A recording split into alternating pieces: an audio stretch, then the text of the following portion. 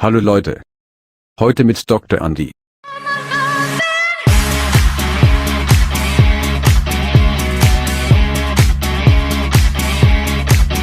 Pertama, first of all, I would like to welcome you all to the Legal Talk. Ya, jadi pertama saya ingin menyambut saudara sekalian semuanya, para mahasiswa yang cakep-cakep nih semuanya ya, muda-muda semua. Ya, yang cowoknya, yang ceweknya ini saya baru lihat Lucy sendiri. Ya, ya saya sangat senang bisa bertemu dengan saudara yang hebat-hebat, yang antusias ya untuk semangat belajar hukum tentunya ya. Ya kita juga mau menyapa teman-teman kita yang ada di YouTube, mungkin mereka ada yang ikut ya, kita sapa dulu ya. Ya, selamat malam semuanya ya teman-teman yang lagi watching atau following us ya yang ada di YouTube ya. Terima kasih, thank you so much for joining us. May God bless you abundantly. Iya. Kita nanti bisa apa ya? Bisa dialog ya. Siapa yang saya undang untuk bicara, silakan nanti dibuka dulu apanya, mic-nya ya, di unmute. Yang lainnya tetap saja mute ya. Malam hari ini kita akan membahas tentang istilah, ruang lingkup, sumber hukum, dan sejarah HPI Indonesia. Ya, jadi fokus kita di sini aja dulu. Ya, nah, mudah-mudahan saudara diingatkan kembali, disegarkan kembali, sehingga semakin mantap lah, ya, mengerti. Ya, saudara, kalau kita berbicara tentang hukum perdata internasional, ya, ini sebenarnya mata kuliah yang paling sulit, ya, sangat sulit, ya. Nah, seperti itu, ya. Nah, untuk itulah saya minta saudara sedikit agak fokus ya supaya mengerti nanti, sehingga apa yang kita bicarakan pada malam hari ini ya itu tidak akan sia-sia. Ya. Nah, pertama mengenai istilah. Ya. Kalau kita berbicara tentang istilah atau term dalam bahasa Inggrisnya, ya, kaitannya dengan hukum perdata internasional. Jadi berbicara tentang istilah tadi ada 3. Yang pertama itu hukum perdata internasional. Itu kalau diterjemahkan ya, dari bahasa Inggris ke bahasa Indonesianya. Nah, sementara kalau bahasa Inggrisnya yaitu private international law. Ya, jadi private international law ini, ya, istilah ini digunakan di negara-negara civil law countries. Ya. Nah, jadi diterjemahkan ke dalam bahasa Inggris dia private international law. Ya, lalu yang ketiga ya, disebut sebagai conflict of law. Nah ini ya, conflict of law.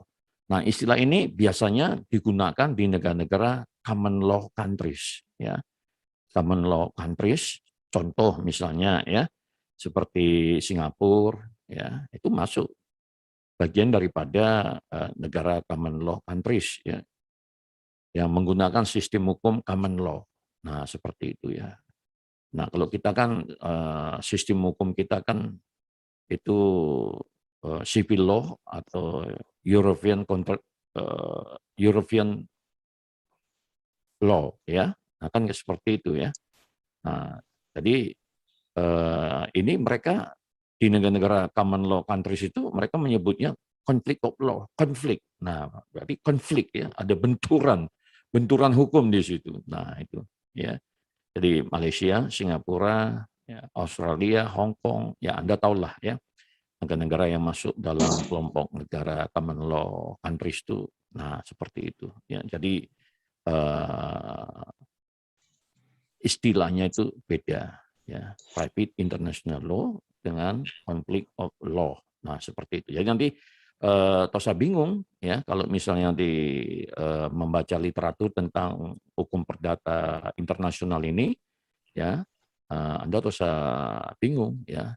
Nah, kalau kita di Indonesia, kita menggunakan hukum perdata internasional, dalam bahasa Inggrisnya private international law, ya, di mana tadi digunakan di negara-negara civil law countries. Baru yang ketiga itu conflict of law, ya, yang digunakan di negara common law countries, ya. Saya pikir cukup jelas lah ya. Ini untuk merefresh, menyegarkan ingatan saudara kembali tentunya, ya. Nah, apa sih yang dibahas kalau kita berbicara atau kita mempelajari tentang private international law atau hukum perdata internasional atau conflict of law, ya, hal-hal apa saja yang dibahas, ya, bidang-bidang apa saja yang dibahas. Nah, itu pertanyaan yang layak yang kita ajukan, ya. Nah, sehingga dengan pertanyaan itu kita bisa menjawab. Nah, kan seperti itu, ya. Jadi jawabannya adalah, ya, yaitu bidang-bidang hukum keperdataan. Nah, ya. Jadi civil law. Nah, ini perdata itu kan bahasa Inggrisnya civil law juga ya. Nah, kayak gitu. Ya. Nah, itu. Lalu apalagi perniagaan, ya, trading. Ya. Nah, jadi ketika kita berbicara tentang hukum perdata, ya, saya yakin Anda semua pasti sudah belajar ya tentang hukum perdata, kan kayak gitu. Ya. Nah, kalau kita mempelajari hukum perdata tentang apa saja yang dipelajari. Nah, kan kayak gitu ya. Nah, pertama adalah ya, tentang orang tentunya ya. Nah, kalau kita berbicara tentang orang berarti hukum yang dibahas apa saja itu. Nah, kan kayak gitu ya. Nah, itu bisa pernikahan atau perkawinan ya, apalagi ya, waris. Nah, kan kayak gitu ya. Di buku 1, buku 2 itu kan tentang itu ya. Lalu tentang perniagaan. Nah, perniagaan ini di mana dibahas? Ya, ya di Kitab Undang-Undang Hukum Dagang. Nah, kan itu ya. Nah, jadi itu yang dibahas ya. Kalau kita berbicara tentang hukum perdata internasional Indonesia. Lalu apalagi ya? Selain tadi tentang perkawinan, ya, lalu tentang waris, ya, tentang perniagaan, nah juga tentang perikatan. Nah, ya, perikatan. Ya. Jadi ini yang dibahas oleh hukum perdata internasional Indonesia. Lalu Anda mungkin agak bingung sedikit ya. Nah, kenapa ada istilah internasional di situ? Nah, ya, apakah hukum perdata internasional itu sama dengan hukum internasional?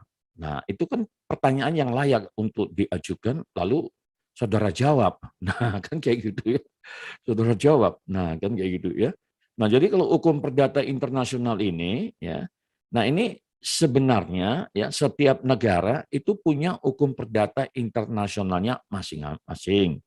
Ya, seperti Indonesia. Nah, itu nama hukumnya hukum perdata internasional Indonesia, hukum perdata internasional Singapura, hukum perdata internasional Malaysia, hukum perdata internasional Prancis, hukum perdata internasional Jerman, hukum perdata internasional Afrika. Nah, seperti itu, ya. Nah, itu dia, ya. Nah, jadi kita apa yang dibahas? Ya, kita hukum perdata internasional Indonesia. Jadi kalaupun ada kata internasionalnya, karena ada unsur-unsur asing. Nah, itu dia. Ya. Jadi ada unsur-unsur asing di situ. Ya. Nah, barulah kita menggunakan hukum perdata internasional. Nah, tentu kalau ada masalah-masalah ya, kasus-kasus seperti itu. Ya. Nah, itu tadi ya mengenai istilah.